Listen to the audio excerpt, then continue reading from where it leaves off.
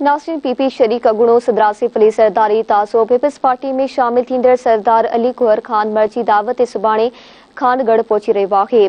आसिफ अली सरदारी जी आमद खां अॻु खानगढ़ जे गुहर पैलेस में संदन आजिया लाइ इंतजाम मुकम्मल कया विया आहिनि। रिपोर्ट करे रहियो आहे खानपुर महर मां नवाब अली मीराणी। सरदार अली कुहर खान महर पारां ताज़ो ई पुलिस पार्टी में शमूलियत बाद घोटकी ज़िले की सियासत में नओं माहौल छाइजी वियो आहे। पाकिस्तान जो अगुणो सदर आसिफ अली ज़रदारी ताज़ो पुलिस पार्टी में शामिल थींदड़ सरदार अली कुहर खान महर की दावत ते सुभाणे खानगढ़ पहुची रहियो आहे।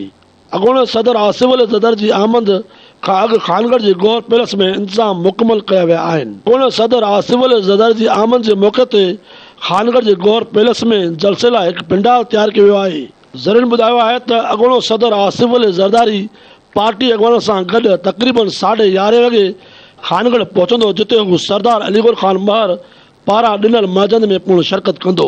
वाज़िह रहे त सरदार अली कुहर खान महर केतिरे अरसे खां पीपल्स पार्टी जो मुखालिफ़ बणियल रहियो। सरदार अली कुहर खान महर ताज़ो ई कराची में सैयद नासिर हुसैन शाह जे फर्ज़न जी शादी तकरीब में आसिफ अली ज़रदारी, बिलावल भुट्टो ज़रदारी, फरियाल टालपुर समेत मुख़्तलिफ़ पीपल्स पार्टी जे अॻुवाननि सां कयूं।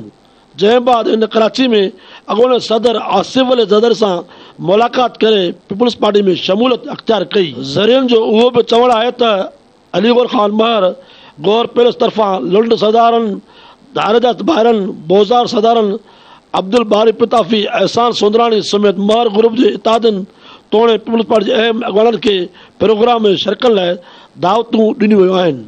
ज़रियन जो चवणु आहे त सरदार अली कुहर खान महर अॻूणे सदर आसिफ अली ज़रदारी सां पंहिंजे इतादनि जी मुलाक़ात कराईंदो, जॾहिं त घोटकी ज़िले सां तालुक़ रखंदड़ कुझु अहम शख़्सियतुनि जी पीपल्स पार्टी में शमूलियत जो पूर्ण इम्कान आहे। आसिफ अली ज़रदारी जी आमद खां अॻु सिक्योरिटी जा इंतज़ाम पूर्ण सख़्तु कया विया वञनि, जॾहिं त गौर पैलेस अंदरि तैयार कयल जलसे लाइ पिंडाल में लॻभॻि 5000 माण्हुनि जो बंदोबस्तु कयो वियो आहे। नवाब अली मीराणी, धरती टीवी न्यूज़, खानपुर महर।